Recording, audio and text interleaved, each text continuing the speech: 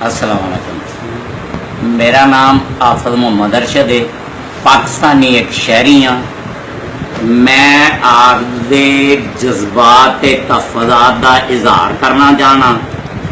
बिल्कुल सही supreme court ने जेड़े हीरे पैदा किए सन ना, हीरे चुन चुन के पाकिस्तान चों शरीफ बरादरान के खिलाफ, उन्हां दा मकसद ते जज साहबान का मकसद पूरा होया। लेकिन मैं हुण शदीद तहफ़्फ़ुज़ात रखना अज वाले फैसले ते भी, तुहाडे पहलियां फैसले ते भी टुरी गल अकामां तो, जिंदे विच नवाज शरीफ का जिक्र तक नहीं, नाम तक नहीं। बाकी रह गया मामला अज केड़ा सबूत, केड़ी दलील, जेड़ा अज फैसला सुनाया जे जज बशीर साहब ने, जेड़ा अज फैसला सुनाया, मैनू इहदे ते शदीद तहफ़्फ़ुज़ात ने। मैं ये गुजारिश करना चाहना, बाअदब अर्ज करना चाहना, इस मुल्क दे विच मैं इस उम्र दे विच सैकड़े लोग ऐसे वेखे ने जिन्हां कारोबार किते, मेहनतां कीतियां, उन्हां तरक्कियां कीतियां और सोच तो बहुत ज्यादा कीतियां। तुहानूं ये एक खानदान लभ गया ते मकसद तुहाडा अजे मेरी नज़र दे विच पूरा नहीं होया।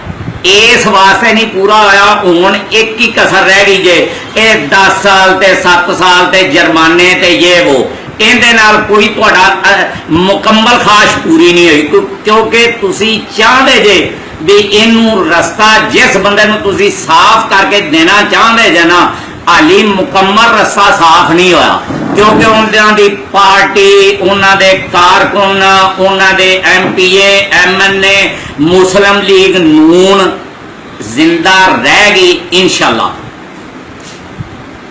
ता देर मकसद असल में यह आ भी हुण बनाओ केस, दरखास्त दवाओ और दान लीक वाली ते दूजी तीजी भी जी इंडिया वाला मामला, बंबई हमले वाला, वो बना के आर्टिकल 6 लाओ इन्हां दे, ते इन्हां दे जेड़े 5-7 अफराद ने ना, उन्होंने फड़ के वो ला के एवं हफ्ते 2 हफ्तों फांसी ला दो, ताकि वेल हो जाए, सुनियां हो जान गलियां ते अन्ने दिन मैदान। जिन्हों तुसी मैदान साफ करके देना चाहते जे ना, मैनू शदीद तहफ़्फ़ुज़ात ने।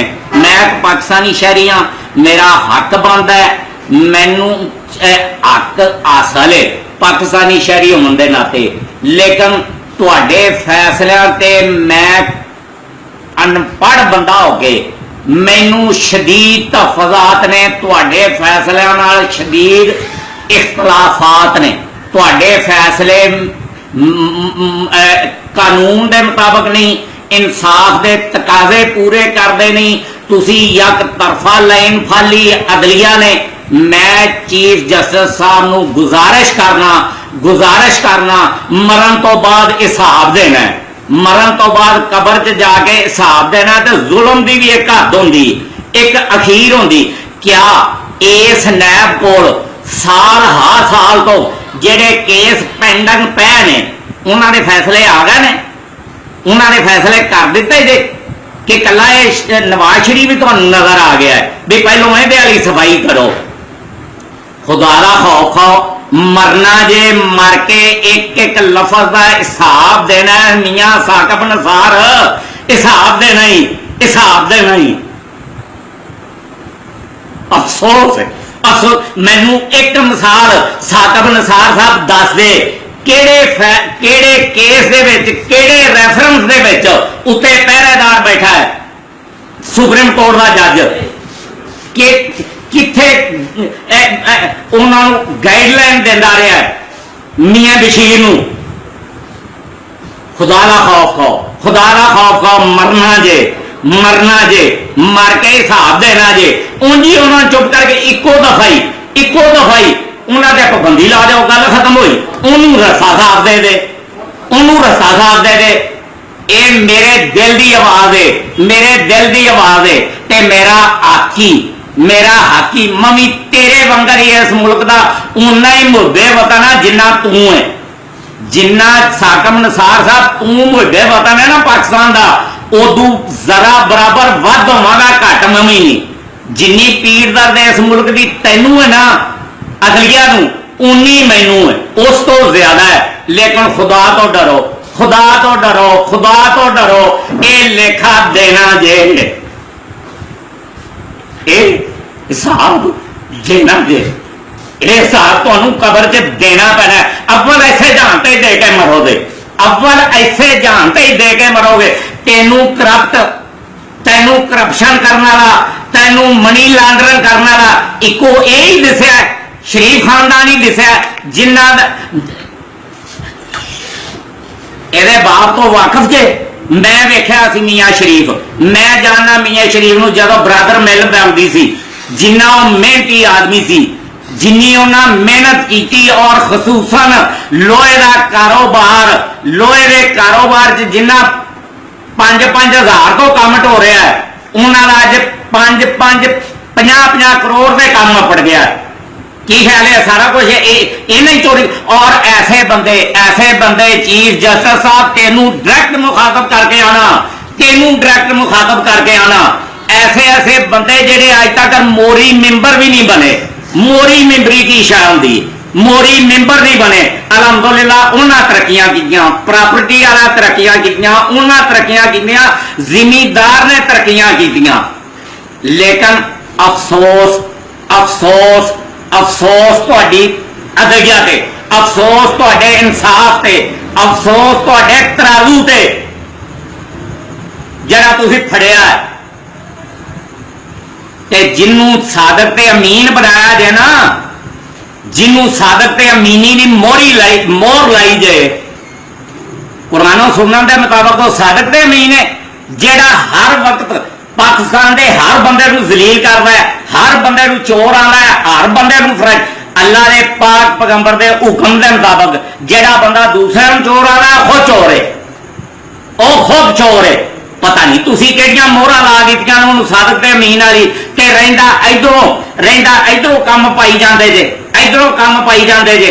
अज दे दिन मैनूं शदीद तफज़ है, जे जज बशीर तैयार नहीं सी, फैसला तैयार नहीं सी, 5 बारी कौम नूं क्यों अजाब च पाया, क्यों अजाब च पाया?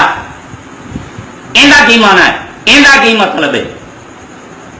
मैं सवाल पूछण दा हक रखना एज ए पाकिस्तानी, मैं भी उन्ना ही इस पाकिस्तान नाल मुहब्बत ते प्यार करना, लेकिन सिर्फ तुहाडे कोल इख्तियार ने, मेरे कोल इख्तियार नहीं। शायद प्यार के मामले, मुहब्बत के मामले, जान कुर्बान करने के मामले, पाकिस्तान के खातर मैं तुहाडे नालों ऐन मुमकिन है वध दर्द रखना वा, ऐन मुमकिन है वध प्यार रखना वा।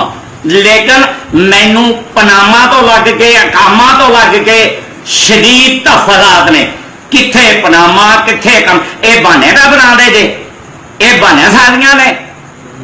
जिमें अज साबित होया है, मैं तो राती जीओ के प्रोग्राम पे सुनता था, इसे गल आ भी साबित नैब कुछ नहीं कर सकी।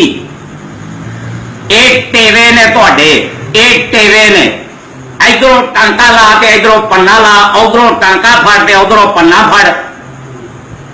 अफसोस है, अफसोस है, कोई प्रूफ, कोई सबूत, कोई मियाँ नवाज शरीफ का नाम किसी गल च, कदी आहद चीमा, कदी फवाद हसन फवाद, यही झुग्गा तुहानूं चोर नजर आता है, यही झुग्गा चोरी करदा फड़ लिया जे।